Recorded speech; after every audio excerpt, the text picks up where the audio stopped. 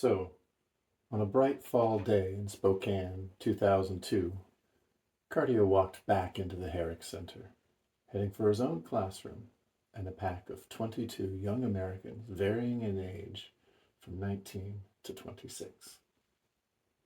He tried to focus on acting like a teacher.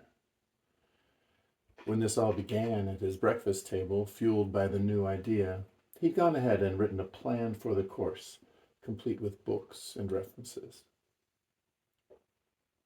The books were directly from his own shelf or the important books of his youthful study. He got a little sentimental when he discovered that a foundational statistics survey he had dog-eared in college was now out of print. When he had that head of steam, he looked up at the mountain now gleaming under a blazing noontime sun, and said aloud, "Maybe I will be a good teacher." He found it helpful now to reflect on that moment. He had his notes, and he had his printed syllabus to hand out. Two of the younger students had brought all the books on his reading list to class and had even stacked them in a tapering tower on their desks. "Hello, my name is Cardioplathy, and I am your teacher for this class, Mathematics of Communication. If this is not the class you meant to be in, too bad for you. Drop that class. Stay here with us today." Cardio's voice is very even and his expression is quite serious. He paused for a long time, waiting. He consciously pushed the charming smile across his face that had cued appropriate laughter in the past. It was moderately successful this time as well. He pushed the stack of papers forward on the desk and pointed at the woman in the frontmost, rightmost, from his perspective, desk. "Please pass around this syllabus, and I will introduce the course." She was a little taken aback at being asked to rise, but did as she was told. He watched as she took the stack and split it into two at his table. She then took the two stacks back to her desk. One she handed to the woman behind her, and one he handed to the woman to her right. "Interesting," said Cardio out loud, and took a small notepad out of his bag. He sketched a grid and drew arrows from one corner to both directions and wrote, "Outcome? Outcome?"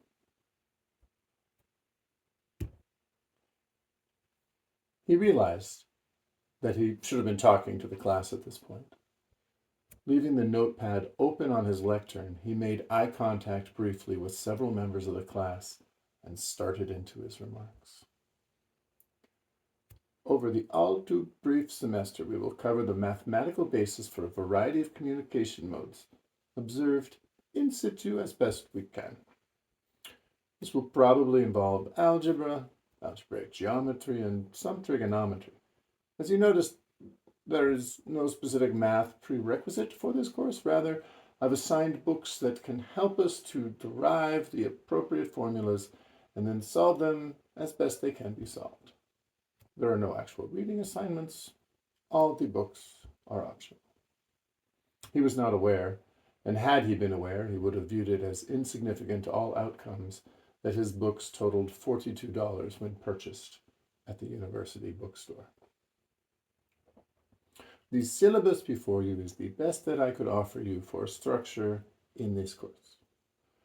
I considered organizing this class as a chronological survey of communication methods, but then I was not so sure that such an organization would build a good cognitive experience in the student. You see, the assumption would be that we would move from simple to complex, as that is the traditional direction of a college course. However, the equation of an early novel might not build upon the increase in complexity from a cave drawing. I was concerned that we would not have a cohesive experience, and you would leave class on the last day slowly shaking your head, cursing my very name under your breath. So you can see, the syllabus is a listing in table form. The first column is the week of our semester. The second column is the year, date, or era of the subject that we will cover. The third is a short title, And the fourth, the widest column, is a short explanation. I am not very happy with the syllabus because it does not illustrate a progression nor the relationship between these items. It could just as easily be a grocery list of unlike items. Apples, refried beans, 5W13 motor oil. No, it is a bad syllabus. So, our first task today is to make a new syllabus that will provide you with some information about what I am going to do with this class. If the class was perfectly chronological, I could have made a timeline. A timeline is, of course, a one-dimensional chart, simply an x-axis. As such, the only directions to travel are up and down. The primary method of moving up along it would be to add, or down would be to subtract. Cardio felt some gratitude when he took up a dry erase marker and turned toward the board. For a time, his face relaxed from the series of practiced facial expressions. He drew a very clean and straight horizontal line near the bottom of the dry erase board. Having free-handed tables and charts for a lifetime, Cardio's steady hand could pinstripe a kilometer-long train without a waver.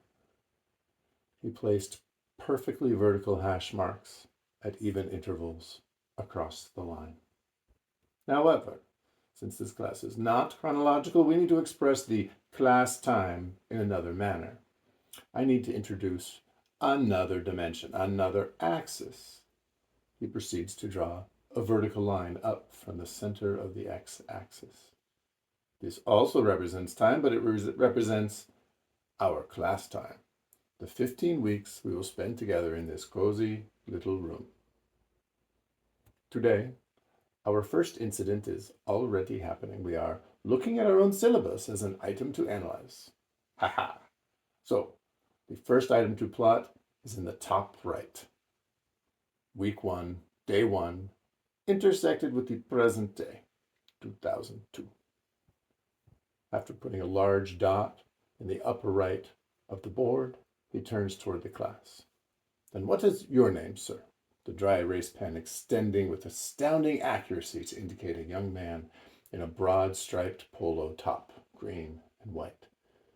He had short cropped blonde hair sprouting in a carefully haphazard way.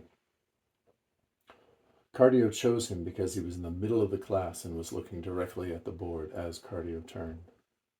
Philip. Philip has a surprisingly husky voice. Philip. You must all understand that I frequently fail to recall names of acquaintances. Soon we will all be very close friends, however. Please have patience with me as our relationship grows and strengthens. We can all laugh together at my little failings as a teacher. I'm a little rough around the edges, but we'll strive to improve. So, Philip, can you help me and let me know what the next item is on the syllabus? The next row in the port table on the paper before you.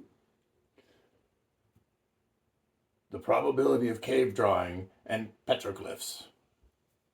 Oh dear. That is a long ways back. He writes 38,000 BC on the far left of the x-axis, then reaches up and draws a gently downward sloping line from the syllabus dot to a point high above 38,000 BC. Okay, now, Philip, what is the next stop? Broadside distribution in revolutionary America. Thank you, Philip. A hash is assigned 1770. The dot is placed above it, and the line snakes back to the right. Well, you can see how this is going. Interesting, eh? Now we have 3 points. We can compute the distance traveled along both axes. We can compute how steep the slope is. We can identify angles. We can do math. He's taken up a green pen and is highlighting elements across the 2-axis timeline. Your first assignment for the next class, I would like for everyone to recreate this and finalize it as a presentation quality chart. Then express that depiction in words. A mousy boy raises his hand and simultaneously asks, "How many pages?" "What is your name, sir?" "Roy." Roy, Roy, Roy. Use as many words as you need, but as few as possible. Cardio puts down the dry erase marker, picks up his pen, and makes a 3-word entry into the small notepad that was still sitting on the lectern. Roy in box. So I have been somewhat sneaky here. I have taken the explanation of the syllabus and made it a lesson, but please let me return to the business of learning and ask you now if there are any questions about the syllabus, any concerns. What will you test us on? Roy again. Cardio marks a hash next to Roy in box. He underlines the phrase as well. That is yet to be determined. Any other questions? Cartier focused his eyes on Roy, hoping it would cause the boy to shrink and not follow up. Well, how can we prepare if we don't know what the test is? A second hash mark. With your naked eye, you could see that this one stretched slightly longer than the previous one. With a microscope, you could see that the pen dug significantly deeper into the paper. Cardio's voice turned cold.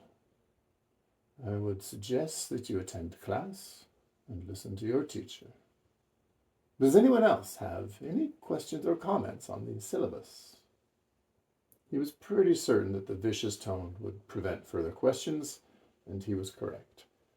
After a brief silence that held only Roy's loud, embarrassed breathing, Cardio wrapped up.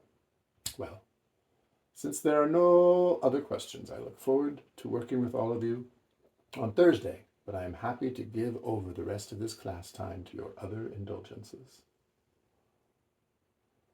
Class dismissed. Cardio flipped the notebook closed and put it into his bag.